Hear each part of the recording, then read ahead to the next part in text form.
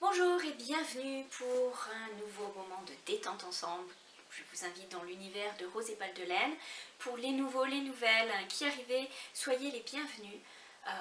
Pour tout le monde, soyez les bienvenus de toute façon. Je suis Ludivine Rose, vous pouvez me retrouver sur Instagram, sur Rose et Balles de Laine Atelier, aussi sur mon blog Rose et Balles de Laine, et sur Ravelry, comme Rose et Hélène. Bien, écoutez, j'espère que vous allez bien, que votre famille se porte bien, que vous arrivez un petit peu à faire face à tout ce qui est arrivé ces derniers temps. Ici ça va, la petite routine s'est installée, on est content un petit peu d'avoir eu de la pluie, même si c'est pas trop drôle quand c'est dans la durée, mais en tout cas le jardin en avait besoin, on a mangé nos premiers petits pois et nos poules ont donné leurs premiers œufs, donc tout va bien, on est très contents. Et ça permet d'installer une nouvelle façon de vivre. On avait des poules dans le passé et on était très contents d'en retrouver. Et vraiment de prendre le temps de savourer les choses, prendre le temps de... Je pense qu'on en avait... Enfin, je pense que ça nous a mis une claque et qu'on en a eu besoin de prendre ce temps-là, même si ça a été parfois difficile. On a tous été éprouvés, de près ou de loin. Mais voilà, je pense qu'on devrait vivre avec le rythme des saisons et le rythme de la nature. Et vraiment, moi je suis contente qu'on ait pu arriver à ça avec les enfants. Et voilà, ils continuent l'école à la maison, donc je les garde, je continue à les garder. Hein, mon fils étant une personne très fragile, je suis contente de les avoir près de moi tout simplement. Donc vous voyez, on a pu quand même vraiment trouver un bon rythme et garder cette ambiance de douceur, et douceur qu'on va parler aujourd'hui, puisque le thème c'est fleurs bleues. Alors, êtes-vous fleurs bleues? C'est pas du tout la question, mais en fait on va rester dans le monde un petit peu romantique, doux. Vous savez, c'est un petit peu ma marque de fabrique, on va dire, et je vais vous présenter plusieurs thèmes qui pour moi représentent la douceur. Voilà. Et les petites fleurs. Et donc on va commencer avec une partie tricot qui est très romantique, puisque vous voyez je porte le Old Romance. Enfin je l'ai terminé ce gilet, je suis vraiment contente de l'avoir fini, parce qu'il était quand même assez long. Je ne sais plus si je ne l'avais pas commencé l'année dernière ou il y a 1 an et demi peut-être. En tous les cas, je suis bien contente de l'avoir fait. Mais de passer à autre chose aussi, hein. Bon, voilà, je vous montre un petit peu. Je l'ai porté parce que je me suis dit c'est quand même toujours mieux de voir porter.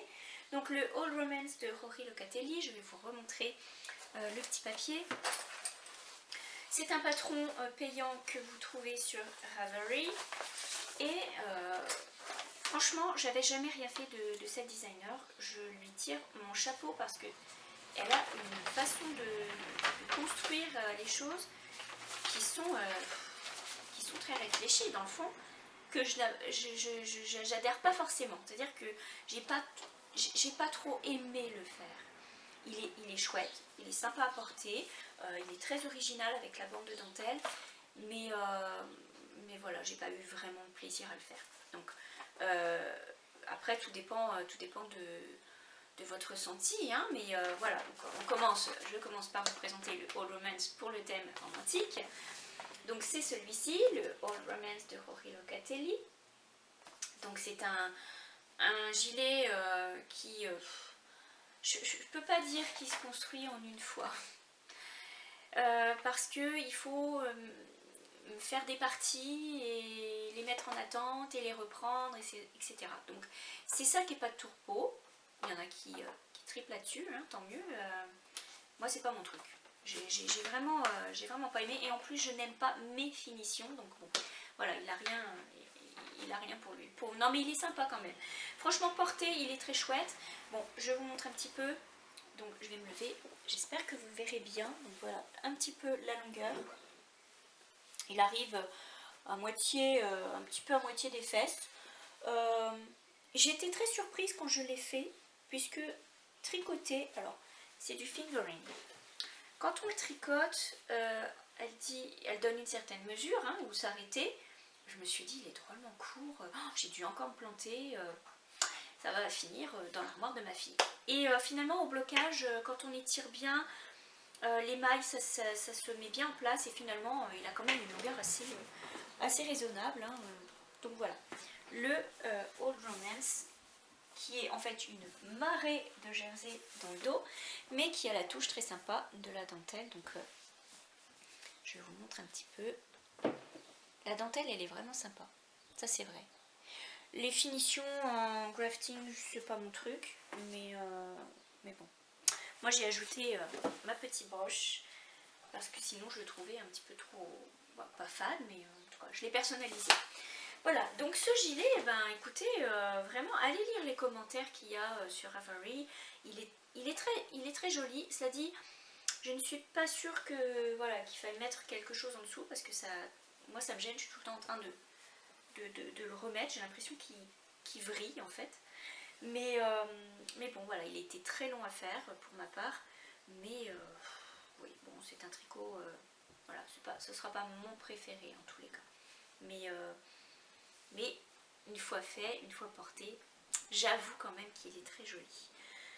Voilà, ça c'est le Old Romance. J'en ai assez parlé dans les anciens podcasts que j'ai pas trop envie de m'attarder, mais en tous les cas, il est fini. Ouais, c'est bon, on peut passer à autre chose. Et voilà, finalement, quand je regarde le fingering, c'est très bien, mais c'est vrai qu'en gilet c'est long. Hein, je suis pas. Voilà, je ne ferai pas que ça. J'aime bien tricoter en déca, par exemple, parce que je trouve que ça monte vite. C'est assez épais, assez chaud, mais voilà, bon, ça c'est plus mon truc. Chacun a ses préférences, hein, c'est normal. Et voilà, moi les marées de jersey, j'ai trouvé ça un petit peu long en fingering. Mais bon, une fois que c'est fait, on est très content finalement. Donc ça c'est le premier tricot terminé, et on n'en parle plus. Voilà. Un autre tricot terminé et qui reste dans le thème des fleurs bleues. En fait, c'est mon petit sac. Donc, je suis contente que d'autres aient adhéré. Coucou la boutiqueuse, je trouve que ton col est superbe et c'est une bonne idée effectivement de se faire un petit panier, un petit sac d'accessoires pour l'automne. Comme ça, on n'est pas surpris pour les premiers jours de fraîcheur. Et donc, dans mon petit sac d'accessoires que je me fais pour l'automne et l'hiver, je vous avais déjà présenté le bandeau et les autres bérets, et c'est encore un béret. Et je pense que ça va être le dernier, celui-ci, puisque en fait j'ai utilisé des restes de laine. Il s'agit toujours de la base du béret Rusique. Vous savez, c'est le béret que vous retrouvez sur Ravelry avec la broderie. Ça c'est Rusique, c'est l'original. Voilà. Et la dernière fois, je vous avais présenté son petit frère, donc c'est la base, mais avec une cocarde, une broche en cocarde en tissu. Hein, vous voyez que je me suis éclatée, j'en ai fait plusieurs. Et cette fois-ci, je me suis dit, tiens, ce serait sympa de rester dans la laine et de faire des petites fleurs au crochet, puisque c'est très joli des fleurs au crochet sur les bonnets. Donc j'ai repris la base Rusique en changeant une chose, c'est-à-dire que j'ai agrandi ici, donc j'ai rallongé, comme je l'explique sur le patron, j'ai rallongé la bande ici autour pour qu'elle descende un peu plus sur les oreilles. Et j'ai fait des petites fleurs au crochet. Je m'approche pour vous montrer le détail. Voilà. C'est du Mulberry Silk et du mohair que j'ai mélangé. Et j'ai fait des petites fleurs au crochet avec des petites feuilles que j'ai fixées sur le béret. Donc je vous le passe. Tout simplement, hein, vous voyez, avec un modèle, on peut faire plusieurs choses. Alors, attendez, je me regarde. Voilà. J'ai mis de quoi avoir le retour. C'est plus simple. Donc voilà, vous voyez, c'est la même base, mais j'ai changé les accessoires à chaque fois, donc ça me fait un changement et finalement ça va vite parce que quand on connaît le patron, après ça va beaucoup plus vite à tricoter. Et donc les fleurs qui sont vraiment la petite touche. Je pense que le brun, le roux là, un petit peu renard se marie très bien avec le bleu. Et ça reste très chaud. Alors c'est de la laine que j'ai utilisée, qui me restait de mon gilet fleur marine. Je vais vous montrer ça, je pense que c'est lui. Donc, hop, toujours mes petits sacs. C'est donc de la laine qui me restait, de la West Yorkshire Spinner, comme celle-ci, et c'est de la Deka, qui est un peu rustique, hein, celle-ci, donc j'espère que vous voyez bien. Elle est un peu rustique. Et vous voyez, il m'en reste encore pas mal, hein, parce que les chevaux étaient déjà entamés. Et c'est un écheveau de 100 grammes et il me reste ça. Donc c'est pas mal pour faire des petites choses pour les poupées, c'est pas mal. Même inclure des rayures ou je ne sais quoi dans un autre bonnet. Bon bref, le rosique il n'est plus à présenter puisque ça fait déjà plusieurs podcasts où je vous présente les accessoires issus de ce patron. Donc j'ai aussi rallongé la petite queue sur le bonnet. Donc vous voyez, le béret original, il est tout petit, cette petite pointe, elle est toute petite. Sur le deuxième, je l'avais faite encore plus petite. Et là, je l'ai rallongée pour faire vraiment comme on dirait une pomme. C'est rigolo, hein. Enfin, j'aime bien quand les enfants, les petits ont des bérets avec vraiment le gros pic sur la tête. Je trouve ça mignon. C'est le petit détail. Voilà, donc ça fait vraiment très béret à la française. Et alors avec les fleurs, eh bien c'est très très doux, très romantique. Donc ça c'est mon petit truc à moi, mon petit projet à moi que j'ai fait en laine Deka et qui monte très vite et puis qui se fait très bien. Voilà, ça c'est mes petits accessoires qui... ma pile d'accessoires qui augmente. Je suis bien contente puisque cet automne et cet hiver, eh bien j'aurai déjà de l'avance. Même si bien sûr cet hiver je tricoterai d'autres bonnets, etc. Hein. Voilà, ça c'est un autre tricot terminé. Je vais vous parler de mes chaussettes que j'ai terminées aussi. Donc de la laine des Biblis. Vous savez, j'avais déjà présenté cette moitié, en fait cette chaussette qui était terminée la dernière fois. Et je vous disais, alors je reviens là-dessus parce que du coup j'ai eu un commentaire. Je vous disais que la laine, alors j'ai pas pris la pelote avec moi, je suis désolée, mais c'est une pelote qui, vous voyez, part d'une couleur et puis ça se dégrade et puis ça part dans une autre couleur et puis hop, on retourne à la couleur d'origine. Bref, ça fait qu'un changement de couleur tout le long. C'est une balle de 100 grammes de la marque des Biblis, Luxury Sock. Et je mentionnais que je trouvais dommage de ne pas savoir où était la moitié des couleurs pour pouvoir avoir des chaussettes qui soient égales. Des fois on a un changement de couleur et donc la partie de couleur, admettons la partie bleu marine dans celle-ci, fait une certaine dimension. J'aurais aimé qu'à moitié de cette dimension, il y ait un marqueur pour que je sache où m'arrêter et où reprendre mes nouvelles chaussettes.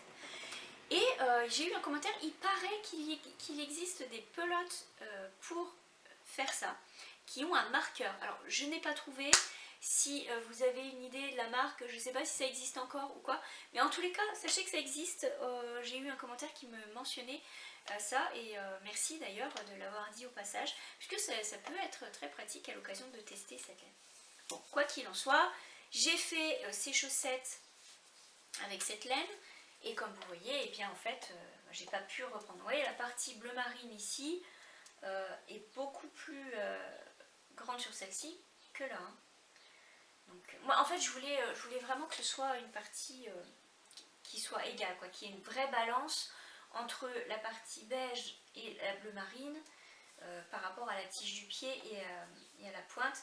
Mais bon, c'est pas grave, elles sont très sympas, elles sont très jolies, mais c'est vrai que on a l'impression que c'est pas les mêmes, quoi, que ça vient pas de la même paire. Bon, c'est pas grave, de toute façon, elles sont très sympas quand même.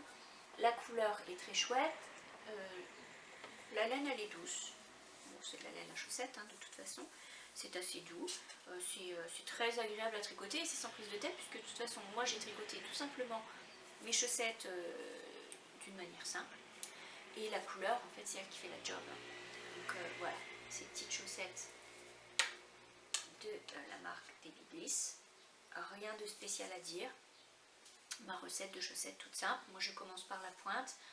Je fais le talon avec les German Short Row et puis voilà. J'ai monté un petit peu plus la tige cette fois-ci. Et puis j'ai fait une grosse partie côte pour ces chaussettes. Voilà. Encore un projet terminé et puis les chaussettes, et bien la motivation chaussettes reviendra certainement à un moment donné. Je j'ai pas trop envie de... Quoique, enfin, faudrait que je fasse, mais les chaussettes, vider le stage de laine à chaussettes comme ça qui se fait toute seule pour l'automne, ce serait pas mal à inclure dans le sac d'accessoires. Donc ça, c'est aussi un projet terminé, des chaussettes. Mais je vais vous présenter mon nouveau patron. Enfin, j'avais envie de me faire un gilet vraiment très doux. Et j'avais flashé sur une laine absolument magnifique qui est... bon, je vais vous la prendre tout de suite. Moi, j'aime beaucoup cette marque. C'est la Mirasol Sulka Nina. La Sulka Nina de Mirasol. Voilà. Et c'est cette laine-là. En fait, c'est une laine qui est classée, c'est celle que je vous disais qui a du mal à être catégorisée. En fait, elle agit un peu comme entre la sport et de la diquée. Voilà, donc c'est cette couleur que je trouvais absolument magnifique. Et que j'ai voulu mixer, vu que c'est de la sport, avec un mohair. Un peu dans les mêmes... on reste dans les tons bleus. Alors, hop, quand la mohair se détricote, c'est pas marrant. Voilà, cette mohair là, qui est tout simplement une kid de drops. Et le mélange, je trouvais que ça allait quand même assez bien ensemble. Et j'avais envie de me faire un gilet avec ça. Et donc du coup, j'ai réfléchi, j'ai tricoté à ce que je voulais. Et je voulais quelque chose encore à la fois de simple. Un gilet qui se tricote en une seule fois, vraiment. Et je vous présente donc le gilet à l'aube. C'est le genre de tricot que j'aime mettre quand je me réveille le matin. Vous savez, qui fait un petit peu frisqué quand on sort du lit. Bien, on enfile ça ou on met ça le matin, ou enfin même la journée, je veux dire, il n'y a pas que le matin. mais c'est le genre de truc tout doudou qu'on a envie de garder. C'est ça que je voulais en fait. Et donc j'ai fait ce gilet à l'aube, qui est basé sur le même modèle que à la campagne et que Fleur Marine en fait. C'est la même construction, encore une fois, donc très simple avec rang par rang, tout le détail. Le col arrondi et cette fois-ci une petite touche de dentelle sur l'avant, mais vraiment juste une petite touche, histoire de dire que ça reste très romantique, très doux. La dentelle forcément c'est souvent associé à quelque chose de très féminin, très doux, très poétique, et voilà. Donc ce gilet, vous voyez, alors je vais m'approcher. Vous voyez un petit peu la fibre, comment elle ressort bien. Moi, le mélange de silk et de mohair, c'est du nuage, quoi. C'est de la barbe à papa, on a envie de la manger. S'il était rose peut-être, mais voilà, bleu, c'est plus un nuage. Donc voilà ce gilet en fait que j'ai sorti en patron. Tout simple encore une fois, mais un petit peu plus court que les autres. Voilà, il est plus gilet pas court, parce que si je vous montre sur moi, il arrive quand même en bas des hanches, donc il est quand même assez long, et vous pouvez d'ailleurs tout simplement le rallonger si ça vous chante, puisque le modèle est très simple, c'est de la répétition ici de rang à faire, et donc vous pouvez l'allonger. Ah, que dire de ce gilet, je l'aime, j'ai mis des petits boutons en nacre. Et encore une fois, si je vous montre, je me suis fait une broche avec une petite fleur au crochet que j'ai fixée sur une cocarde en tissu et j'ai mis à l'intérieur une petite fleur déjà faite. Voilà, ma petite fleur bleue. Voilà, donc ce gilet, il se tricote de haut en bas avec un col arrondi. Vous faites les augmentations, vous mettez les manches en attente. Ensuite, vous tricotez tout le corps, vous faites votre petite partie dentelle en l'incluant dedans. Hop, vous faites vos côtes. Vous venez reprendre les manches avec les diminutions. On fait des petites côtes. Et une fois que c'est fini, on fait la bordure de boutonnage. Et voilà, vous avez votre gilet. Donc, en aiguille 4, c'est quand même bien, puisque du coup, ça monte vite. Et franchement, c'est assez épais. Moi, je sais exactement ce que je voulais. Donc, je suis très contente de vous présenter.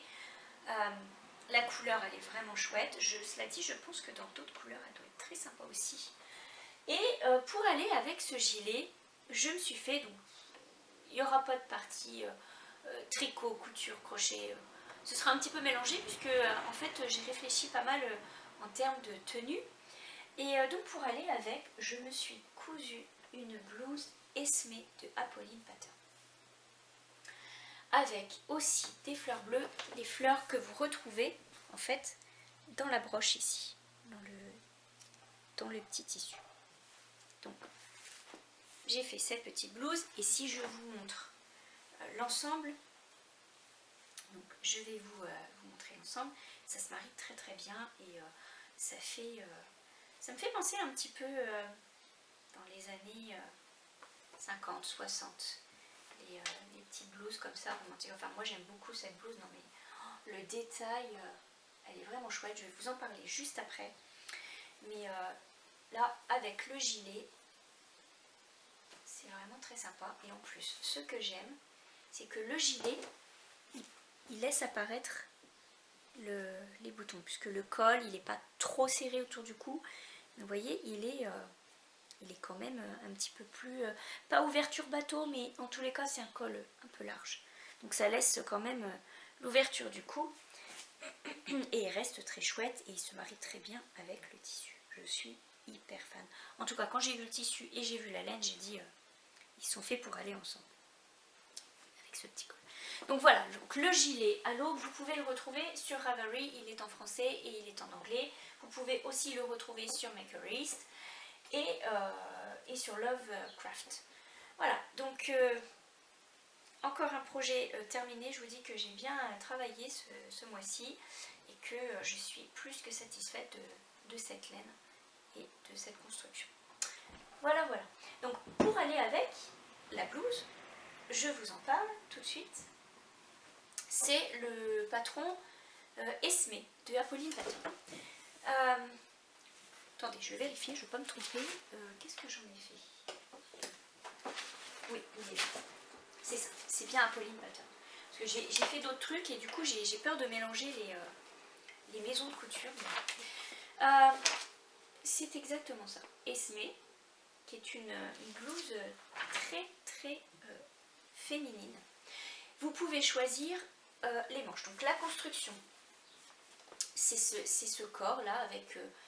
les petites fronces ici à l'arrière avec l'ouverture. Moi j'ai mis des boutons, vous pouvez mettre des boutons pression, etc. Et j'ai rajouté une petite pression dans le col pour bien le tenir parce que par contre j'ai trouvé quand même que, enfin je me suis basée vraiment sur le patron, hein, j'ai fait vraiment les dimensions exactes. Et sur elle, son patron, elle montre dans les photos, le col est un peu plus serré. Et sur les réalisations que je suis allée voir, en fait, effectivement, le col, il est un petit peu loose.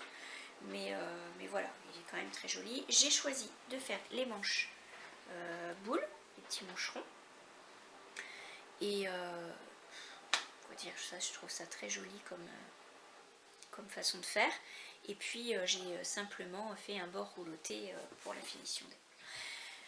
Il est vraiment très bien fini. J'aime beaucoup les finitions du col. J'aime beaucoup l'arrière qui est avec les fronces. Enfin bref, j'aime tout de ce patron. Je pense que je vais me la refaire dans d'autres tissus. Et que dire de ce tissu que j'ai utilisé? Je vais vous en parler puisque c'est les petites fleurs bleues.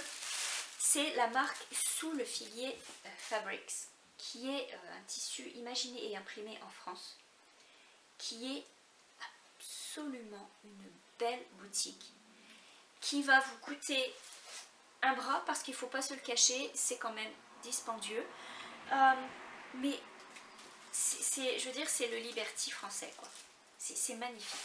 Et donc ce tissu, j'en avais commandé 2 mètres, alors attendez-vous à payer 20 et plus euros le mètre. Ce tissu, il est absolument joli. Donc, je ne sais plus quel... je ne saurais pas vous dire lequel j'ai pris. Enfin, allez voir leur site, ils ont tellement de choix. Est-ce que c'est cher? Oui. Est-ce que ça vaut la peine? Oui, parce que c'est quand même de la qualité. Et que vous avez un tissu tellement beau. Enfin, je veux dire, ouais, c'est comme du Liberty. Donc voilà, j'avais pris ce tissu-là, avec les petites fleurs bleues, et je trouvais qu'il il était parfait pour aller avec le gilet à l'aube. Et donc j'ai imaginé, je me suis dit, pour un tissu comme ça, il te faut un patron, c'est pas un t-shirt quoi, hein, il te faut un truc vraiment qui aille bien avec. J'avais flashé sur Esme, ça fait un bout de temps que j'avais acheté le patron, donc là vraiment je m'y suis collée et je trouve que ça se marie très bien. Il est un petit peu transparent comme tissu, mais de toute façon on met toujours un petit caraco en dessous, voilà, on met un petit truc en dessous, c'est très simple. Et la coupe est très jolie. Vous pouvez le faire crop, vous pouvez le faire sans le col froufrou, vous pouvez changer les manches, vous avez les manches longues. Enfin, je veux dire, il y a plusieurs possibilités dans ce patron, mais il est très facile à faire, très simple à suivre, et vraiment, il donne un super effet. Et donc, ce tissu sous le figuier, c'est vraiment comme un trésor. J'avais vraiment peur de couper dedans. Je me suis dit, oh là là, si je me loupe, c'est mort. Hein. Je veux dire... j'avais acheté 2 mètres, j'en avais pour 50 et quelques euros, hein, donc vous voyez, on se dit oh là là, mais je me dis que ça vaut le coup, voilà, d'investir dans des belles pièces. Je me fais plaisir, je ne vais pas sur les tapis rouges, et tant mieux, mais moi, chez moi, je me fais plaisir et je m'achète des belles pièces et j'ai envie d'avoir des belles pièces. Et je me dis, ben avant tout, c'est à moi que je fais du bien. Et marier les tricots avec les coutures, c'est fantastique. Je veux dire, on réfléchit en termes d'assortiment, de tenue, et c'est vraiment chouette. Donc voilà vraiment mon gros projet que j'ai fait dernièrement et que je suis très contente et j'ai hâte de le porter parce que je ne les ai pas portés pour pouvoir vous les montrer vraiment impeccables. Et donc voilà, le gilet à l'aube et la blouse Esme. Ça, c'est mes petits chouchous. Et c'est ce qui met aussi fin à la partie vraiment tricot. Hein. Bien sûr, j'ai d'autres choses qui sont sur le feu au niveau tricot. Mais bon, ça viendra pour le prochain podcast. En attendant, c'était déjà une belle partie avec 1, 2, 3, 4 projets terminés en tricot. Oh, ben oui, projet terminé, mais projet en cours aussi. Bien sûr, je suis bête. J'ai oublié de vous parler de mes mitaines. Voilà, alors... Hop, j'ai tout mis sur le côté. C'est vrai que j'ai terminé beaucoup de choses et que j'ai beaucoup de choses aussi qui sont en préparation, mais je voulais vous montrer l'avancée des mitaines pour vous dire que je n'oublie pas de faire mes mitaines. Je m'y suis collée un petit peu ce dimanche. Donc, j'avais acheté ce livre que j'avais présenté dans un ancien podcast pour faire des mitaines et c'est une méthode lettonienne. Et je vais vous montrer le modèle que je me suis choisi. C'est celui-ci. Je mets des petits post-it pour savoir où je m'arrête. Donc c'est ce modèle, le Winter Sun Mittens. Et j'ai avancé plutôt pas mal avec la laine qui vient directement de Lettonie aussi, directement de Riga. Donc voilà où j'en suis. Je suis presque à la séparation des pouces. Enfin, du pouce, parce que j'en suis qu'à la première. Je peux vous dire que quand on va arriver à la deuxième, quand j'aurai fini la deuxième, là, moi aussi ce sera le champagne Léa, parce que ça prend une plombe, quoi. Je veux dire, en aiguille 2 mm, ça fait un peu mal. C'est du jacquard, c'est en aiguille double pointe, donc ça demande quand même à chaque fois à tourner, etc. Il n'y a pas la fluidité qu'il y a avec les aiguilles circulaires. Et donc c'est un petit peu long, il faut se concentrer sur le motif, etc. Mais alors, qu'est-ce que c'est joli. C'est raide, comme laine, très très raide. Donc je me demande un peu au blocage comment ça va faire. Bien que je me demande si elle conseille de les bloquer vraiment, puisque quand même c'est de la laine qui est supposée être comme pas imperméable, mais l'eau perle dessus. On fera l'essai quand j'aurai terminé je ferai l'essai, ouais. Quand on aura terminé le sémitaine, je ferai l'essai de faire perler l'eau dessus pour voir si vraiment c'est efficace. En tous les cas, je pense que ça va être chaud parce que alors je vais vous dire, c'est tellement serré que même l'air ne doit pas passer. Bon, légèrement. Vous soufflez, c'est vraiment très serré. Voilà, donc ça, c'est mes petites mitaines qui sont en cours, qui sont assez sympas à faire. Finalement, quand on monte, on voit le dessin et c'est très très joli. Alors, juste une chose, j'ai cousu, moi je vais vous montrer, je m'approche. Ici pour la bordure, vous voyez ce qu'on appelle la bordure un peu en dents de chat, ici. Elle conseille dans le patron donc vous commencez à faire cette bordure et vous repliez pour reprendre les mailles tout ensemble pour continuer. Moi j'ai pas fait ça, je l'ai cousu parce que j'ai trouvé que c'était un peu trop compliqué à reprendre. Enfin c'est tellement raide et tellement petit que je sais pas comment elle fait pour reprendre. Bon bref, moi je suis peut-être pas douée mais voilà, et je trouve que bon bah voilà, ça se voit pas, hein. Une fois que c'est cousu à l'intérieur, c'est pas si pire. Bon, c'est une première aussi, hein, donc on a une excuse, mais voilà. Sinon, c'est pas mal, hein. Le motif est pas mal, voilà.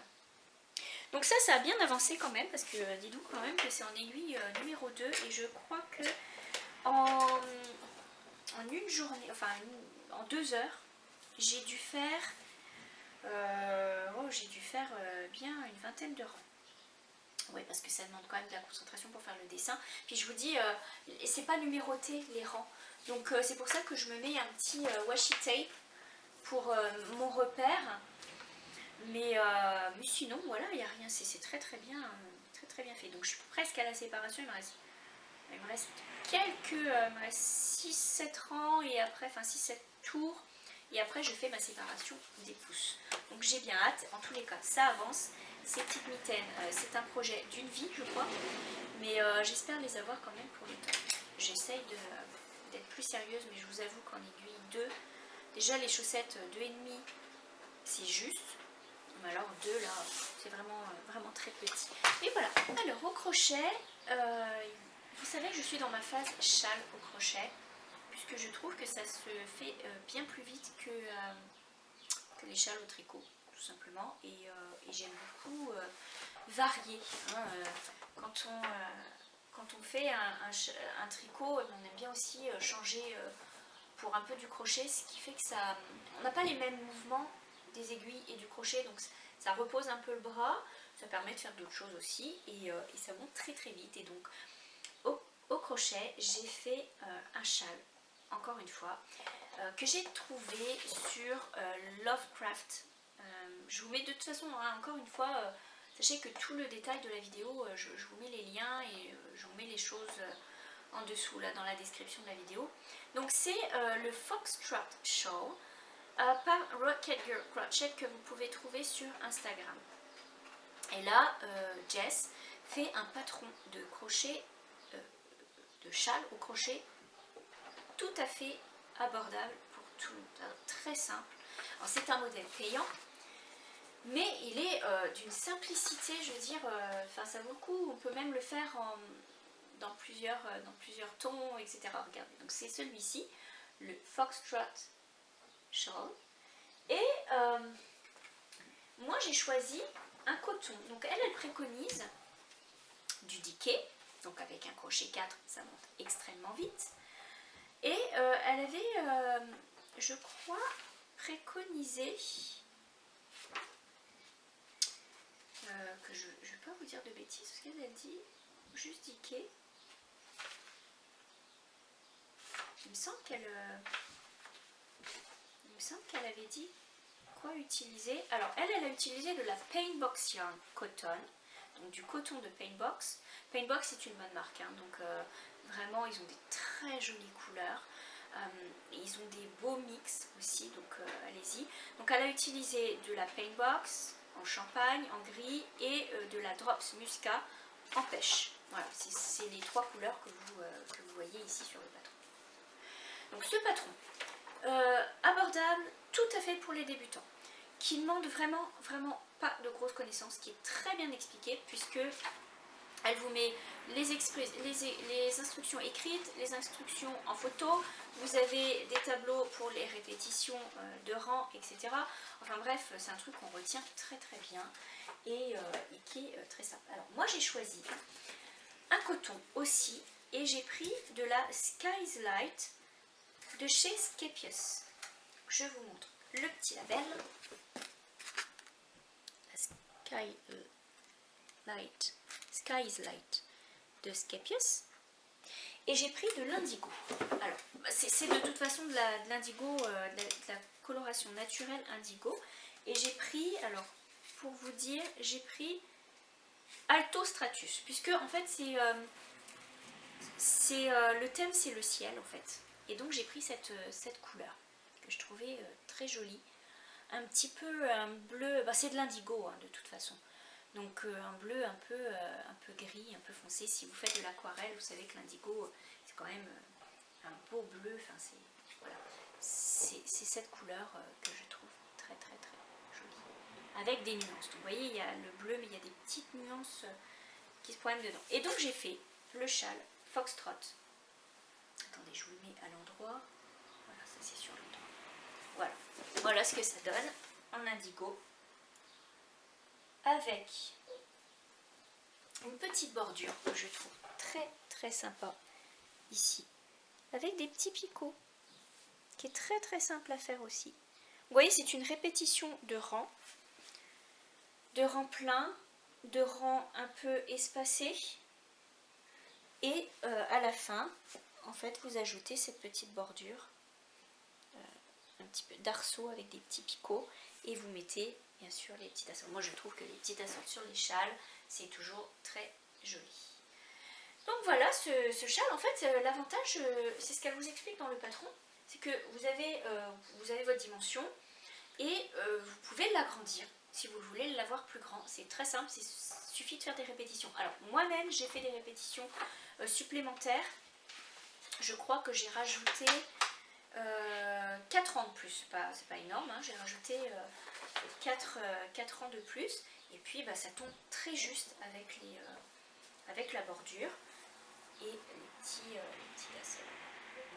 Donc, j'ai donc utilisé de la Skepius Sky's Light, mais j'ai utilisé 2 écheveaux, donc c'est 100 grammes, il y a 340 mètres dedans, avec des aiguilles avec un crochet 4 mm, et j'en ai acheté donc 2 et je les ai réus chez Rascol. Donc très joli coton. Je peux vous dire que ça me donne très envie d'essayer les autres couleurs. En tous les cas, cette marque, alors vous avez la Sky's Light, celle-ci c'est la Light, qui normalement s'utilise en crochet et aiguille 3.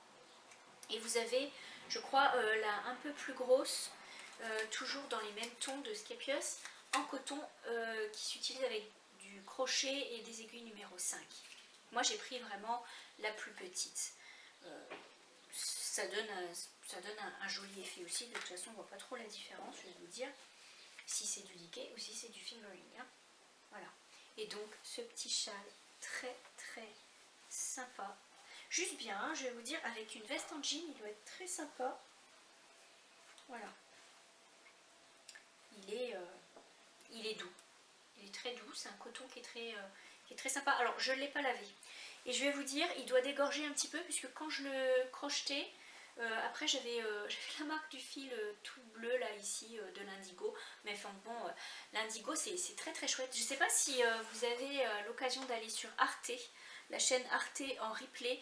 Ils avaient un reportage sur l'indigo qui était magnifique, et quand on sait le travail que ça demande, l'indigo, ça justifie des fois les prix, hein, parce que dis donc, c'est un boulot monstrueux. Et donc ils montraient des des femmes qui font des choses avec l'indigo et c'est très très joli dans l'art mexicain, l'art sud-américain, c'est très très sympa, mais la fabrication de l'indigo, je n'avais aucune idée de comment c'était fait.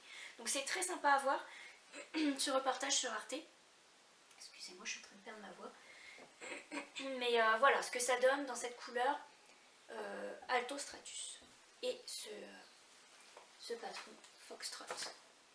Je vous remonte un peu le détail. J'ai l'impression, excusez-moi, hein, je vais faire ça en muet après parce que j'aurai plus de voix. Ça fera plaisir à certaines personnes que je parle plus.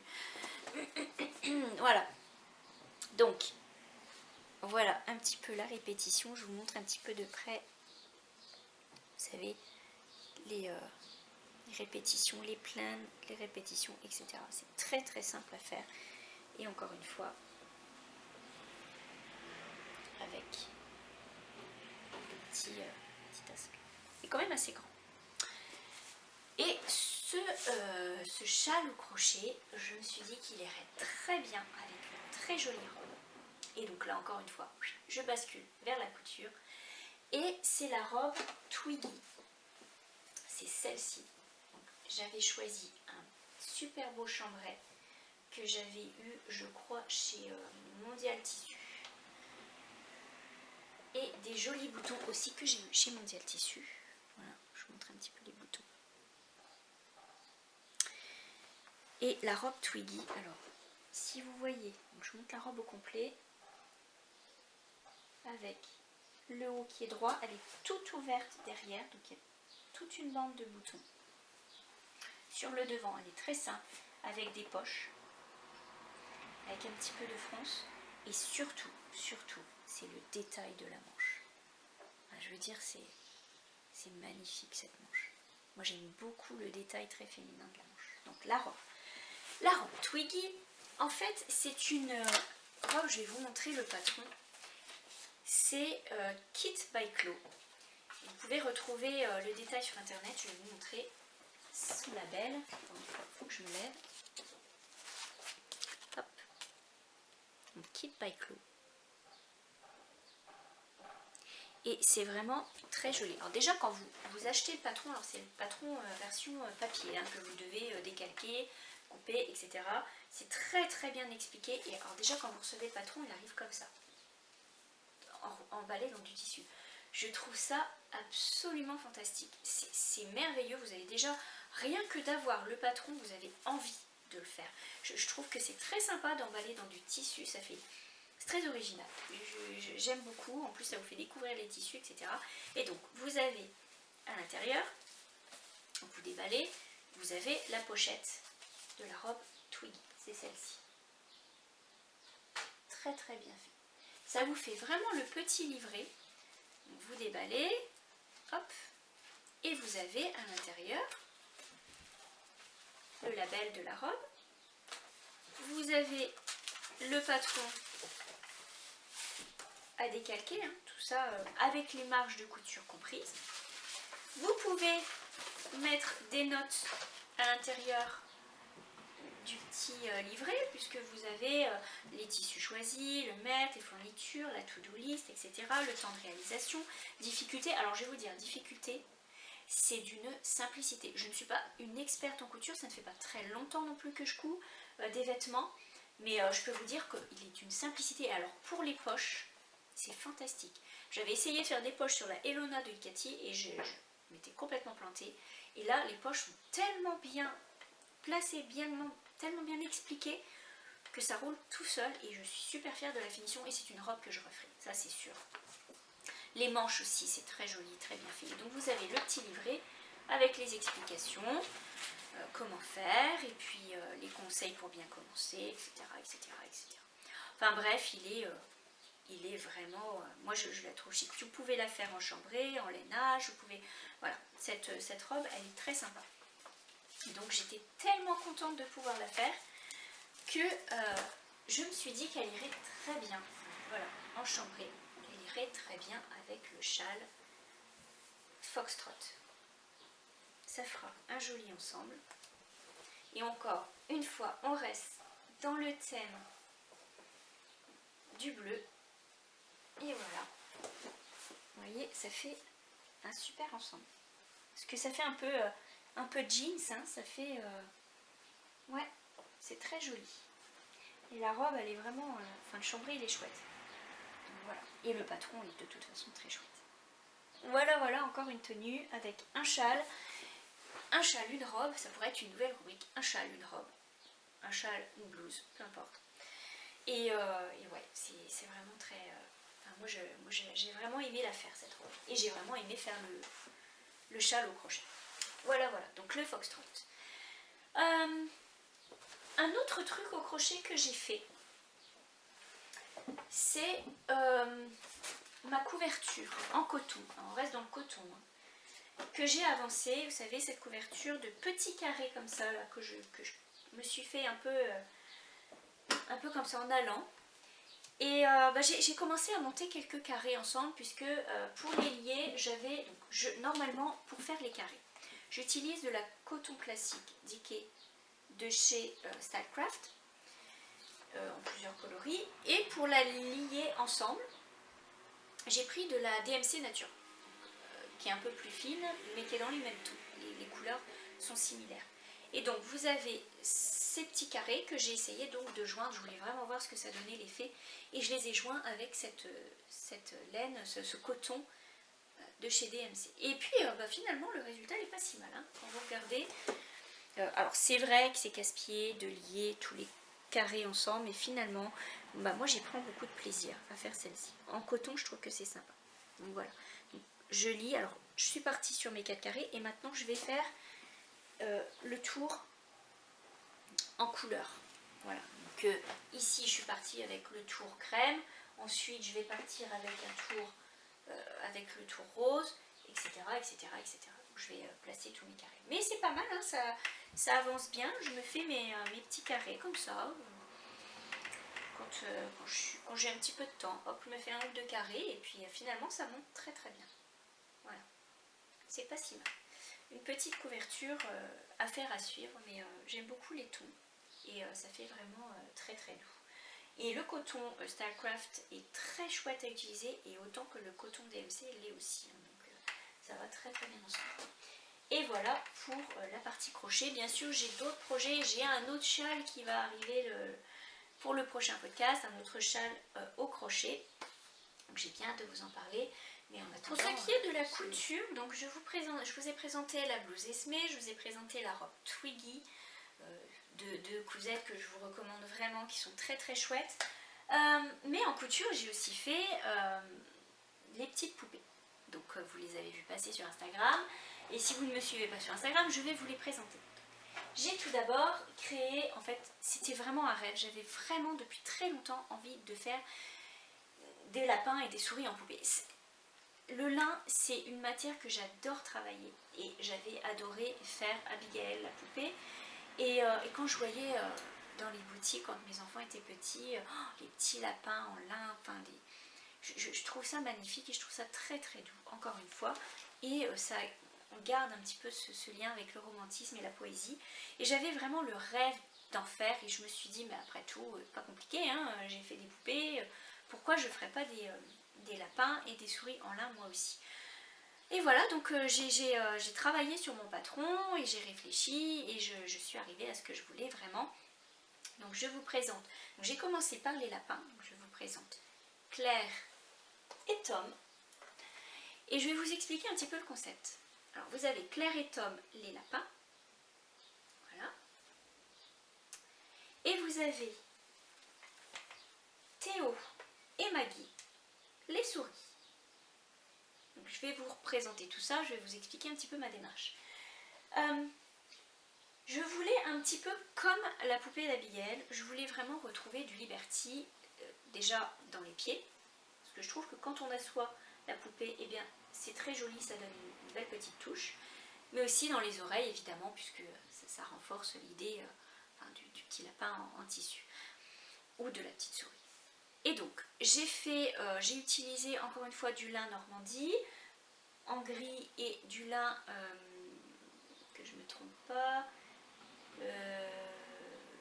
c'est pas Bristol, Bon, bref, de toute façon, tout le détail est marqué dans le patron et dans les fiches qui présentent les patrons. Si vous allez sur Makerist, puisque vous ne le trouvez que sur makerist.fr, bien vous avez tout le détail dans la liste de présentation des patrons, si ça vous intéresse. Voilà, donc j'ai choisi en gris effectivement pour la souris, en naturel pour les lapins. Et donc vous avez ces petits pieds donc, que je voulais absolument retrouver avec le tissu au bout. Et je voulais que ce soit un petit peu calqué sur le modèle de la poupée Abigail pour qu'elle puisse aller avec. Je vais aller vous chercher la poupée Abigail, comme ça vous allez chercher Abigail. Donc voici Abigail. C'est la poupée en lin et vous voyez c'est le même lin que j'ai utilisé pour faire le lapin. Et donc je voulais vraiment que ça reste dans la même collection, puisque si vous les mettez ensemble dans une chambre, ben c'est très sympa d'avoir toute une collection. Et j'ai trouvé que ça se marie bien. Et je voulais rester dans le même style. Encore une fois, donc j'ai utilisé ce lin très très chouette à coudre. Et j'ai fait un petit peu sur le même modèle que pour les poupées en feutrine, mais cette fois-ci avec les coutures à la machine à l'intérieur. C'est tout à fait le même principe. Hein, les poupées en feutrine, vous les faites à la main, avec la couture qui ressort. Les poupées en lin, vous les faites à la machine, avec la poupée avec le tissu à l'intérieur. Dans mon patron, les marges de couture sont comprises, sauf indication. Donc quand vous découpez votre patron, vous découpez dans votre tissu, vous avez directement votre corps, enfin peu importe la partie de votre poupée, tout est compris dedans. Et vous avez donc ce mélange un petit peu de couture à la machine et couture à la main. Les bras sont fixés par juste des points, un petit peu des points, c'est juste une croix, hein, au tissu. Comme ça donne un petit peu l'effet matelassé. Je trouve qu'on le voit mieux sur voilà, oui, on voit mieux sur Tom. Alors, vous avez l'effet matelassé un petit peu des bras. Vous avez ce petit corps qui part un peu en triangle ici, mais qu'on resserre. En fait, à la main, on resserre ici pour donner l'effet vraiment de fronce, le petit slip, quoi. Voilà. Et ce petit corps hop, qui part comme ça, tout simplement. C'est très très facile à faire pour des débutants en poupée. Pas des débutants en couture, il faut quand même avoir un petit peu de notion. Mais enfin, c'est tout à fait accessible. Hein. Je veux dire, j'ai essayé de faire le patron, de le rendre le plus simple possible, le plus abordable. Et encore une fois, tout est expliqué, écrit et par photo. Chaque étape a la photo de ce que vous devez faire, de ce que vous devez aussi avoir à la fin. Donc voilà, ça c'est les poupées en lin. Et tout simplement, je leur ai fait des petits sous-vêtements. Ces petits maillots en coton et la petite culotte un peu bouffante. Je ne me souviens plus du nom. Bloomers, peut-être ça. En tout cas, cette petite culotte bouffante en broderie anglaise. Très simple. Et ce qui permet plus tard eh bien, de créer d'autres habits pour ces poupées. Donc voilà, je me suis amusée à faire les petits lapins, les petites souris. Alors les petites souris, vous les avez en crème, hein, il y a des souris blanches, et vous les avez en grise. Et alors c'est chouette, vous pouvez varier les couleurs, varier les tissus. Alors une fois, ici j'ai pas choisi un vrai Liberty, mais vraiment des petits tissus inspirés fleuris. Voilà, et vous avez la petite tête de la souris avec ses petites moustaches, ses petites joues encore au tampon, tout simplement. Hein. Voilà. Et encore une fois, je vous montre comment faire tout ça dans le patron. Alors, je vous remercie beaucoup parce que vous avez fait un super accueil à ces poupées. Vous m'avez mis des super commentaires, c'est gentil. Effectivement, ça reste dans mon domaine, dans mon thème, très très doux, comme vous aimez me le dire, très très romantique, très poétique. Et effectivement, j'en rêvais en fait. Je rêvais de me faire ça depuis très longtemps. Et j'ai sauté le pas et je suis très très contente de l'avoir fait. En tout cas, je suis ravie d'avoir mes petits lapins aussi, parce que les lapins et les souris, c'est mes petits trucs, quoi. Je trouve que dans les poupées, dans les petits dessins, je trouve que c'est ce qui est le plus doux. Voilà. C'est ce qui est le plus facile à faire aussi. Donc ça a été vraiment ça m'a pris beaucoup de temps à faire ces petites cousettes, puisque je voulais vraiment le temps de faire la poupée, le patron, les photos, les explications. Ça a pris énormément de temps, mais pour un résultat dont je suis assez contente. Voilà. Et vous les retrouvez sur Makerlist. Et finalement, en couture, dernier petit truc que j'ai fait, en fait, c'est j'ai continué d'avancer mon patchwork. Alors, j'avais fait ce petit carré, je vous avais montré la dernière fois. Celui-ci, c'est mon premier. Et en fait, j'ai ajouté celui-ci. On dirait vraiment une housse de coussin, mais non, pas du tout. Donc, j'ai cousu donc, les morceaux pour ce petit carré. Et en fait, je les ai attachés ensemble. Voilà. Voilà ce que ça donne. Et je pense que je vais faire donc 4. Donc, il me manque un carré. Je ne sais pas si j'en fais 4 ou si j'en fais 6. Je ne sais pas la longueur exacte que je veux donner à cette couverture. En fait, c'est un petit plaid que je veux mettre dans le salon. Et donc, je ne sais pas quel... c'est pas mal... Enfin, ça fait un beau petit carré, quoi. C'est pas mal grand quand même. Donc voilà. Je le fais à la machine. Et ça va très bien. Moi, j'aime beaucoup. Et après, il va falloir que je mette tout ça avec la ouate de rembourrage, etc. Donc... spécial patchwork et c'est très agréable à faire. Je me fais un petit carré comme ça de temps en temps et puis ça prend le temps, je prends le temps de le faire, je ne me presse pas et c'est ça qui est le plaisir en fait. C'est que je me dis oh, j'ai l'impression d'avoir fait ça, d'avoir construit quelque chose. c'est ridicule hein, mais voilà, c'est l'idée que je me fais de prendre le temps de faire les choses. Et voilà, donc les petits carrés, enfin très simples, avec le modèle que j'avais trouvé sur Pinterest. Et puis on découpe et c'est tout simplement des triangles pour mettre en carré. Et puis voilà, c'est pas compliqué. Donc voilà pour la partie couture, ça a été quand même assez léger à faire, c'était pas mal. J'ai bien aimé faire ma couture ce mois-ci et puis j'ai bien sûr d'autres projets. Alors en broderie, j'ai pas mal de choses à vous dire. Alors tout d'abord, je suis contente que certaines d'entre vous avaient suivi mes vidéos spéciales broderie, enfin où je vous montre comment faire certains points de broderie. J'ai vraiment beaucoup de plaisir à faire cette partie. J'ai pas fait, je vous ai pas montré comment faire le livre depuis le début, mais je vous ai guidé pour la page d'intérieur jusqu'au montage. Donc vous êtes libre pour la première partie et je trouve que, enfin en tout cas j'ai des retours et je trouve que c'est magnifique ce que vous faites et bravo et merci pour celles qui suivent le truc quoi. C'est génial d'être plusieurs à faire ça et j'ai hâte de voir vos versions. Donc tout d'abord on va reparler de ce livre d'aiguilles à broder que j'ai fait et dont je suis amoureuse. Je suis vraiment contente de l'avoir fait. Franchement, je trouve que quand on travaille, je veux dire, c'est comme quand on cuisine. Si vous faites votre pâte à gâteau dans une cuvette, c'est pas très glamour. Hein. Je veux dire, votre gâteau pourrait être très bon, mais l'image qu'on s'en fait, voilà, dans une cuvette, c'est pas terrible. Hein. Mais si vous faites votre pâte à gâteau dans un beau plat, dans un beau saladier, ben voilà quoi, enfin je veux dire ça parle de l'image, parle d'elle-même et donc c'est l'idée que je me faisais, c'est l'idée que je me fais moi de mes accessoires et de mes outils.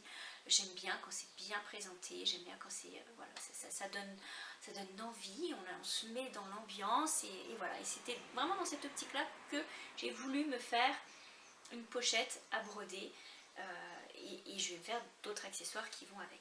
Donc ce petit livre à broder, pour celles et ceux qui n'ont pas suivi la vidéo spéciale broderie, je vous le présente ici. Donc c'est ce petit livre sur du lin qui est tout brodé. Alors qu'on ouvre ici par ce petit lien, vous avez la page de couverture qui est brodée comme ça. Si je m'approche, vous pouvez voir un peu plus.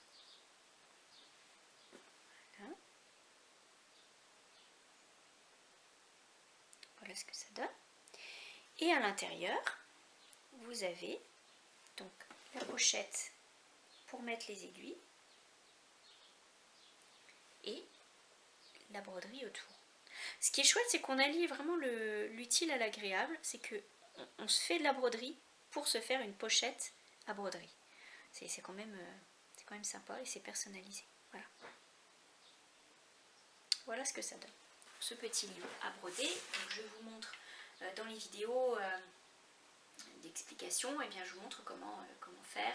Alors, pas cette première partie, puisque vous êtes libre de la faire, je vous fournis les dessins, mais je vous montre comment réaliser ces fleurs, etc. et comment réaliser toute la pochette avec le biais qui est cousu à la main, etc. Enfin, c'est vraiment, encore une fois, je me répète, mais c'est vraiment prendre le temps. Je pense que faut pas courir pour faire les choses et se dire je veux faire ça pour le faire, mais je veux le faire pour y trouver un moment de détente, mais aussi avoir quelque chose au bout qui me représente moi, qui me plaît moi et qui va faire que par la suite je vais me trouver dans une ambiance, voilà, je me mets dans le bain, quoi, tout simplement, hein. C'est voilà, tout comme quand on cuisine, on se met notre tablier, on prend nos accessoires, et c'est la même chose pour n'importe quoi d'autre. Que ce soit pour les devoirs à la maison, à l'école, etc. On a notre trousse, on se met dans l'ambiance. Et bien là c'est tout à fait pareil, et en plus c'est une ambiance vraiment très très agréable qu'est la broderie. Donc ce petit livre à broder, vous avez les explications, je ne reviendrai pas dessus puisque vous avez les vidéos, mais je vais vous parler des projets qui vont suivre celui-ci, puisque vous avez beaucoup aimé, et je vous remercie beaucoup les vidéos que j'ai faites là-dessus et les explications que je vous ai données sur mon blog. Donc vu que j'ai fait le livre, je voudrais maintenant me faire le sac pour y déposer mes accessoires de broderie. Alors je vais vous parler de ce projet. Pour ce qui est du sac, ça va être un petit sac en pochon, et je vais utiliser, et encore une fois on reste dans le thème romantique, des fleurs et des fleurs bleues. Je vais utiliser bien le tissu, le même tissu que j'ai utilisé pour ma blouse Esmé, puisque je le trouve absolument merveilleux et que après tout je veux le mettre en valeur. Donc c'est ce tissu fleuri que je vous ai présenté au tout début du podcast, qui vient de chez Sous le Figuier. Et à l'intérieur du sac, je vais y mettre un tout petit tissu frais comme ceci. Et je vais rester sur ces deux tissus pour faire le reste de mes accessoires. Je pense qu'on retrouve un petit peu, donc vous voyez, on retrouve le gris, le bleu et un petit peu le rose, le fuchsia. Voilà, on se retrouve dans les tons. Je pense que ça se mariera très très bien. Voilà, autant prendre des restes de tissu et s'amuser avec ça. Et pour le sac, j'ai donc sorti un nouveau dessin de broderie. Ah oui, puisque je veux dire, on est dans le thème de la broderie, on veut se faire un sac pour ranger nos accessoires de broderie, on va y faire de la broderie dessus bien sûr. Et pour ça, j'ai ressorti mes aquarelles. Ça faisait très longtemps que je n'avais pas fait d'aquarelle, et là j'étais vraiment contente de m'y remettre. J'ai tellement d'idées que voilà, l'aquarelle ça permet de visualiser un petit peu les dessins qu'on veut faire et un petit peu le jardin. Donc je vous présente en exclusivité le motif, le dessin qui va apparaître sur la broderie du sac. Tadam. C'est ça, ce petit jardin qu'on retrouve ici. Alors j'espère que c'est pas trop loin. Avec notre petite bassine en métal avec nos iris. Et en fait c'est inspiré de mon jardin, puisque j'ai vraiment une bassine en métal avec des iris dedans. Et puis des petites fleurs à côté, un petit lapin, des petits pots de fleurs, etc. Et on retrouve ici j'ai voulu faire de la sauge. Voilà, et ici à nouveau des roses trémières, puisque c'est des fleurs que j'apprécie beaucoup et qui sont très faciles à faire en broderie. Vous avez des petites pensées, c'est très très fin, hein, et des petits papillons, etc. C'est un peu plus fin, alors c'est pas une petite dimension, c'est pas une grosse dimension non plus, mais ça va être un petit peu plus fin que ce qu'on a fait sur le truc, la pochette, le livre à aiguille. On va prendre un ou deux fils. Voilà, c'est vraiment très simple. Donc j'ai fait l'aquarelle, j'ai fait le dessin qui va être disponible sur le blog en téléchargement. Donc tout ça, je vous mettrai les liens quand vous aurez visionné ce podcast. Eh bien, vous retrouverez les liens pour le faire et les vidéos vont suivre. Donc je vous redonnerai tous les liens de ça pour les vidéos. Donc je vais le faire sur un lin plus pâle. Voilà. et tout simplement avec la même technique que pour le livre à aiguille. Donc je vous ai montré le dessin aujourd'hui, je vous montre ça. Mais vous retrouverez, de toute façon, je vais vous faire les vidéos pour m'accompagner à faire ce sac en broderie du début à la fin cette fois-ci. C'est-à-dire que je vous montre le dessin, donc vous voyez j'ai déjà préparé donc le dessin sur le stabilisateur. On va tout bloquer ensemble le dessin, on va le mettre sur le tambour et on va broder ensemble ce petit dessin pour le sac à broder. Et le sac, ce sera un petit pochon avec des liens qu'on va tirer tout simplement. Donc si ça vous tente de suivre l'aventure, eh bien allez-y, embarquez, merci. Et puis faites-moi coucou, dites-le moi si vous embarquez dans l'aventure. Et puis comme ça, eh bien écoutez, ça me fait plaisir de savoir qu'on est plusieurs à faire ce projet. Et je suis contente de pouvoir vous le partager. Parce que après tout, je pourrais le garder pour moi, mais je suis contente de vous le partager. Donc voilà, ça c'est le petit projet sac pochon. Et je ferai un petit peu après, donc quand on aura fini le sac, on fera la pochette pour ranger les tambours à broderie. Quand on a notre broderie qui est prête, on la met dans notre tambour. Et bien, je voudrais faire une pochette pour l'insérer dedans. Parce que de toute façon, les pochettes, c'est toujours sympa. Et vous savez que je suis la folle au sac. C'est-à-dire que j'aime beaucoup les petits sacs, les petites pochettes, etc. Donc pourquoi pas en faire une aussi pour les tambours. Et je vais aussi vous montrer en exclusivité le dessin pour la pochette à tambour. Voilà, ça va être ça. Que des fleurs, puisqu'on reste dans le thème du jardin anglais. Voilà. Un petit peu en aquarelle. Et voilà, ce sera le dessin. Donc là, je vous montre l'aquarelle, mais je vais vous préparer encore une fois le dessin à télécharger, à recopier sur vos broderies pour pouvoir les faire. Et on le fera ensemble, et ça viendra après. Autre projet que je voudrais vous mentionner, donc un autre projet, puisque je suis dans l'aquarelle et que je suis dedans, c'est une broderie tout simplement pour accrocher dans un cadre. Ça va être une petite transition entre l'aquarelle et la toile en fait. J'ai dessiné, alors je ne sais pas si vous connaissez, donc j'ai dessiné, je vais vous montrer d'abord ce que j'ai fait. J'ai fait cette petite souris avec des coquelicots parce que j'ai une envie de rouge et de coquelicot. Donc ça vous donne déjà un indice sur le prochain podcast qui aujourd'hui était bleu et le prochain sera rouge, tout simplement. Je ne sais pas pourquoi je marche avec les couleurs, mais écoutez, ça va avec l'humeur, je ne sais pas. En tout cas, j'avais envie des coquelicots puisque c'est la période des coquelicots et que c'est très chouette, ça met de la vie les coquelicots et donc du coup j'ai fait ce petit dessin qui est inspiré, alors je vais vous montrer, je ne sais pas si vous connaissez Marjolaine Bastin.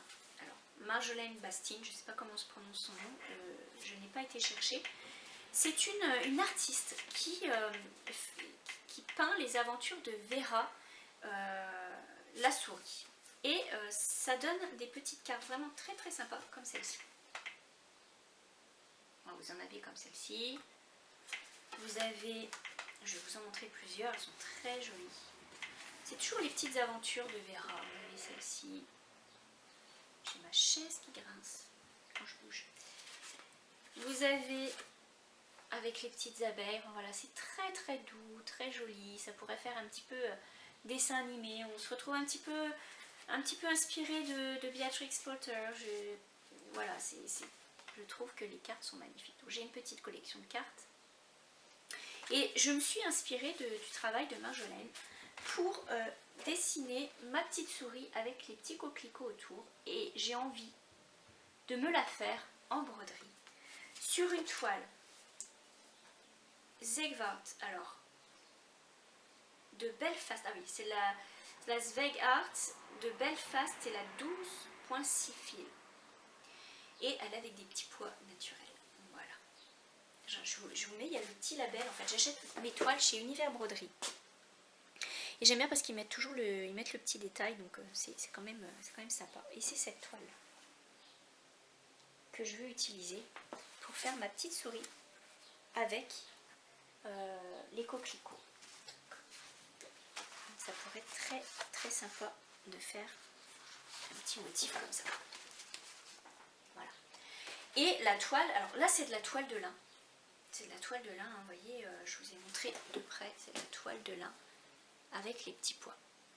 Et en fait c'est parce que, et c'est là qu'est bien ma transition, c'est parce que vous savez j'ai fait un patron de point de croix aussi sur de la toile avec des pois, mais là cette fois-ci de la toile Aïda, pour le Claire, le petit lapin.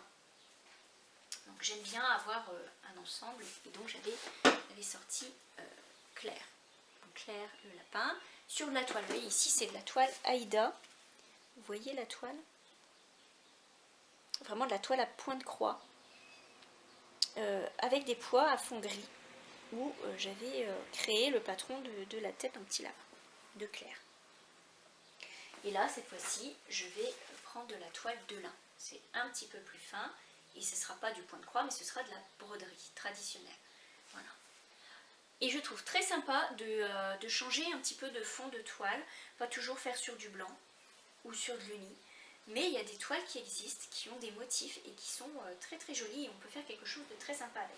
Et donc j'ai eu l'idée de faire, d'inspiration de Marjolaine Mastin, les petites souris avec les coquelicots. Donc ça c'est aussi un projet à venir. Oh, et au passage, ce point de croix, vous pouvez le retrouver sur Makerist. Makerist en anglais et Makerist en français.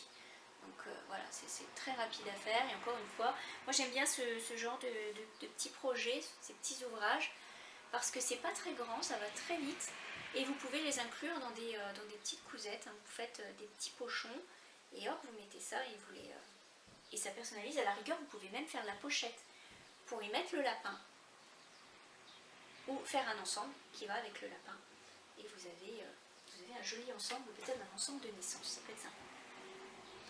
Donc voilà pour les projets de broderie et les choses que j'ai faites avec l'aquarelle, et c'est très sympa de marier les deux et de pouvoir associer, en fait ça donne une idée des couleurs et de ce qu'on veut faire. Enfin, voilà, c'est très joli. Vous voyez, ça m'énerve, le gilet qui se sauve.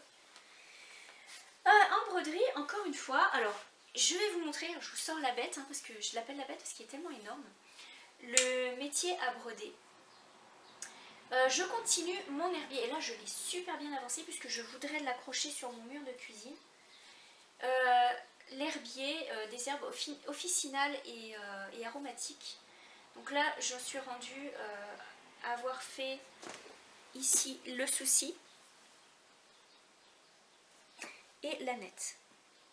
J'espère que je vous centre bien ça, parce que j'ai pas de retour, je suis comme Léon, j'ai pas de retour sur ma caméra. Donc du coup, à chaque fois, je ne sais pas si c'est bien centré ou pas. Voilà. Donc j'ai bien avancé. Je vais vous la déplier un petit peu pour vous montrer, parce que de toute façon, c'est très raide à ouvrir. Donc j'arrive même pas à l'ouvrir.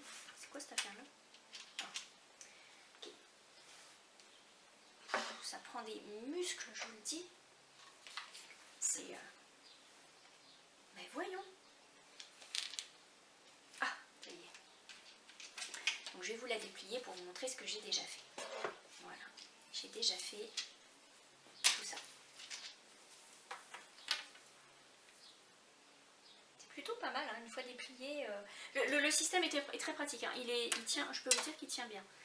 Mais voilà, c'est ça que ça donne. Oula, casser la baraque pour de la broderie. Voilà, donc ça c'est mon petit herbier d'herbes aromatiques, et j'en suis très contente. Je change les couleurs puisque je veux que ce soit un petit peu... J'étais partie sur du vert au départ, et là je me suis dit tiens, c'est sympa d'avoir des herbes aromatiques et officinales qui sont dans les tons violets, ensuite dans les tons jaunes, et ainsi de suite. Donc voilà, la toile, ça prend tournure un petit peu tout ça, ça avance. Je voudrais bien la finir et y arriver à quelque chose que je puisse accrocher, l'encadrer et l'accrocher rapidement. Donc ça c'est la broderie traditionnelle de mes petites herbes. Vous savez que j'adore faire des herbiers. Et enfin je vais vous montrer, donc je vous en avais parlé la dernière fois, de mon petit oiseau en peinture à l'aiguille que j'ai décidé de faire sur un petit coton, une petite cotonnade de Liberty. Et donc mon petit rouge-gorge que j'ai commencé et dont je suis fan. Alors c'est très sympa aussi, comme je vous disais, de varier les fonds de toile. Et là, c'est pas mon idée, hein. Je me suis inspirée d'une artiste australienne ou néo-zélandaise qui, elle, avait fait un oiseau aussi sur une toile fleurie. Je pense que c'est aussi un Liberty d'ailleurs. Et j'avais trouvé ça tellement original, tellement beau, je me suis dit, oh mais oui, je voudrais bien ça aussi moi pour ma cuisine. Puisque je vais être dans le thème donc, des herbes, vous voyez, je reste dans les verts, les bleus, les rouges orangés, et ça va très bien, enfin je veux dire, ça va aller avec les cadres. Donc, voilà. Et le petit rouge-gorge, il est vraiment très chouette à faire. Je vous montre ça un petit peu plus près si vous voulez. Hop. Encore une fois, une peinture à l'aiguille. Il va beaucoup plus vite puisqu'il est beaucoup plus petit, mais je veux dire, il est... C'est fou, hein, c'est bluffant comment ça donne vraiment l'aspect réel, alors que c'est que du fil passé et changement de couleur, quoi, c'est tout. Donc voilà, ça avance bien aussi et j'ai hâte de le terminer et de vous montrer ça en cadre, de vous montrer carrément mon mur, moi je l'appelle mon mur de la joie, puisque c'est là où je vais mettre tous mes trucs que j'ai fait, mes aquarelles, mes broderies, etc. Et quand on arrive dans la cuisine, on arrive sur ce mur-là et je trouve que c'est... moi ça me met de la joie de voir toutes les couleurs, donc c'est chouette. Donc voilà, ce petit rouge-gorge sur lequel je travaille en ce moment. Le modèle que j'ai cherché et utilisé vient de Pinterest. J'ai trouvé ce petit rouge-gorge très mignon. Donc j'utilise l'image pour le faire en broderie. Vous pouvez aussi utiliser des photos d'oiseaux, ça marche très bien aussi, mais voilà, je trouvais que celui-ci il est tout... Il paraît dodu, il paraît tout jeune, il est tout mignon comme tout. Voilà, ça c'est ma broderie qui est en train de se faire. Et c'est pas mal tout en broderie, enfin c'est déjà beaucoup même. Donc pour les projets broderie, je vous présenterai ça de toute façon dans les podcasts. Mais pour les vidéos spéciales pour m'accompagner, hein, c'est un peu comme une broderie longue là, bien vous pourrez avoir les vidéos qui vont bientôt arriver, hein. Faut que j'y travaille, bien sûr ça se fait pas comme ça. Mais ça y est, là j'attendais de vous présenter ce podcast ici aujourd'hui pour partir les autres vidéos, parce que je ne veux pas trop me disperser. Concernant la rubrique livres, alors j'ai fini complètement la série des Honeychurch. Et je peux vous dire que j'en ai lu 6, parce que je les ai lus en anglais. Je pense que les autres en français, il y en avait 4 en français. Je pense que les autres vont être traduits. Sur les 6 que j'ai lus, on garde vraiment le fil de l'histoire. C'est pas mal de les lire dans l'ordre.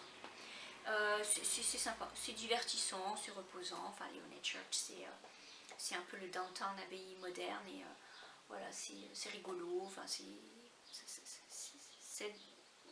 reposant, il n'y a pas de... Mais sur le 6e, on reste sur notre fin, donc ça en appelle un 7e et peut-être un 8e, etc. Donc il y a peut-être une suite. Je guette ça, parce qu'on reste sur notre fin, quoi. Voilà, on arrive, mais ça appelle une suite. Mais c'est rigolo. Là, donc les mystères de Honeychurch, j'ai lu les 6. Là, j'ai commencé un nouveau livre, et j'ai oublié le label. Alors attendez, je vais vous chercher. C'est rigolo, c'est l'histoire d'un monsieur qui est veuf et qui découvre, donc il doit vider les affaires de sa femme un an après le décès de sa femme.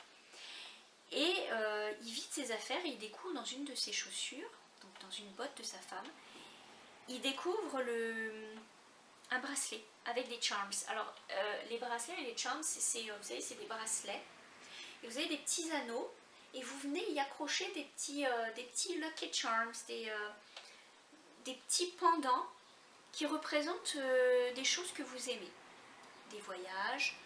Si vous aimez les voyages, ça peut être un appareil photo, ça peut être un avion. Si vous aimez le thé, ça va être une tasse ou une théière. Si vous aimez lire, ça va être un livre, etc., etc. Donc il trouve un bracelet qui a appartenu à sa femme dans une petite boîte. Et il y a des charms au bout. Il y a ces petits pendants significatifs en fait au bout. Et c'est rigolo parce que en fait il vous embarque dans une aventure. Il veut vraiment trouver d'où vient ce bracelet. C'est pas le genre de sa femme, déjà c'est un bracelet qui a de la valeur. Et en fait, il l'a jamais vu. Et il pense pas que sa femme avait quand même les moyens de se payer. Hein, c'est une famille modeste. Et donc c'est rigolo parce qu'il fait son enquête. Et d'un charm à l'autre, donc d'un pendant à l'autre,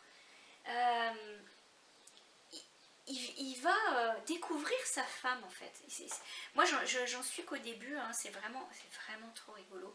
Et c'est sympa aussi comme petit livre. Alors je voudrais bien vous retrouver le titre parce qu'il est vraiment chouette. Si j'arrive pas à vous le retrouver, de toute façon je vais vous le mettre. Je vais vous mettre le titre en dessous là parce que j'arrive pas à vous le retrouver.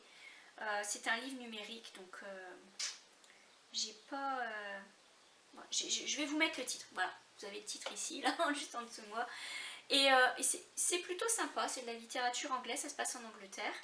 Et c'est sympa parce que ça va l'emmener dans des aventures, il va voyager et il va découvrir en fait des choses sur sa femme qu'il ne connaissait pas.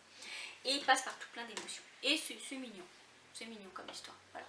Donc je suis en train de lire ça, je le lis en français. Et je me suis commandé, puisque j'en ai entendu parler, et je suis très curieuse de savoir ce que ça vaut. C'est une collection qui s'appelle Été anglais, qui paraît est pas mal. Il y a du succès, donc je me posais la question effectivement si c'était pas mal ou pas. Et j'avais envie de le lire en anglais, puisque ça se passe en Angleterre. Et j'ai donc acheté le premier tome. Alors c'est il me semble, en 5 tomes, je crois qu'il y a 5 tomes qui sont en fait sortis. Quand j'ai regardé pour le livre français, je crois qu'ils étaient groupés par 3. Je suis plus sûre. Mais bon, bref, j'ai acheté le premier, la première partie. C'est les chroniques des Casalets. Et ça, c'est le volume 1 que j'ai acheté. En fait, quand j'ai vu la couverture, j'ai trouvé que c'était super beau. C'est beau, les petites fleurs. Ça fait poétique aussi, ça donne envie de le lire. Donc voilà, j'ai acheté le tome, j'ai pas commencé. C'est l'histoire d'une famille, d'une grande famille, donc 3 frères je pense, qui, selon le résumé, qui se retrouvent dans leur maison familiale avec leurs femmes, leurs enfants, chez les parents, pour l'été, pour les 2 mois de vacances. Et tout ça se passe avant et pendant la guerre et après la guerre. Donc vous voyez, on commence en 1937. Et là, le premier volume va de 37 à 39.